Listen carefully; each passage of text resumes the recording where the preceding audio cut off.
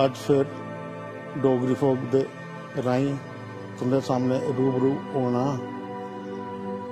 4-5 दिन पहले मैं इस धरती पुत्र सुमित खजूरिया फोन किया, मैं मलाटी तेरे कन्नै होए बड़ा दिन होया, तू जम्मू चक्कर ला। ये बेचारा दौड़ी राती आई है ते अज फिर मैं आया। इसदा गाना जिहड़ा गोरी तेरे बूटे दे मिठे अंब गोरीए वो बड़ा शैल चला दा। और मैं अपने डुगर वासियों इहो प्रार्थना करना ज़्यादा से ज़्यादा प्रमोट करो अपने जम्मू का कल्चर, गीत, कहानियाँ, विरासत साढ़े जिन्ने भी हैं विरसा उसी मजबूत करो। बार बार इहो करना। एक गाना गुना बनाना सौखा नहीं होंदा, पलिया पैसे लगते हैं।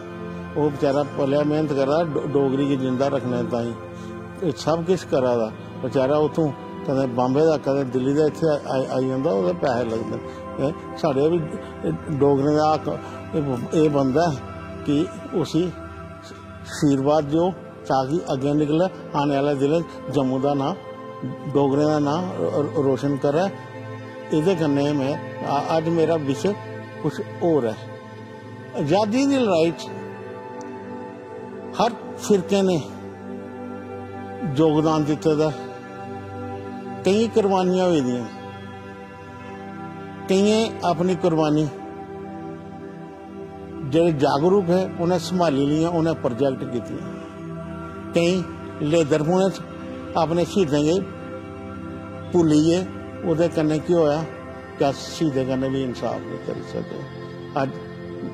और हालात ये बनी गए, बाद सियासी रंग ऐसा मिला कि वो अपनी अपनी शहीदें दी कुर्बानियां का वास्ता दिए, आगे सानू ये दियो, सानू ओ दियो। लेकिन अज उहदे संदर्भ च मैं कुछ आखना चाहना। इस मिट्टी की तस्वीर है क्या है, ये सोचते समझते परेशान हो गया, अपने घर च मेहमान हो गया। हर कोई इस मिट्टी कन्नै रिश्ता रखने लिए मंगदा है मुआवजा। पुरखें की कुर्बानी का दईए वास्ता अज के दौर च शहीदें की भी नीलाम करने का रिवाज हो गया। इत्थे रोना वतन उपर एहसान हो गया। सियासत च टू, संविधान च टू, कानून च टू, सरहदें पर टू छी। मेरे वतन का नया कैसी हो गया, जरा सोच साढ़े चा गद्दार कौन हो गया। ये बड़ा बड़ा सवालिया निशान है साढ़े उपर। इहदा हल लभना पौग। राष्ट्र भक्ति, देशभक्ति, रियासत भक्ति। रियासत एक यूनिट है कंट्री का, जिन तक रियासत की देशभक्ति मजबूत नहीं होती तो पूरी देश की भक्ति नहीं मजबूत हो सकती। असें अपना अपना किरदार इन्ना निभाना चाहिए।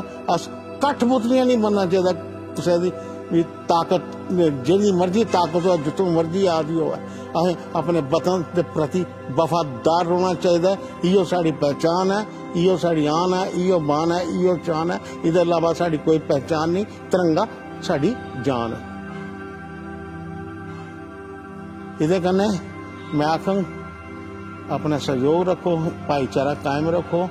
जब मुट्ठी बंद है ना, ये लख दी है, जिले खुली गई ये कख दी भी नहीं है।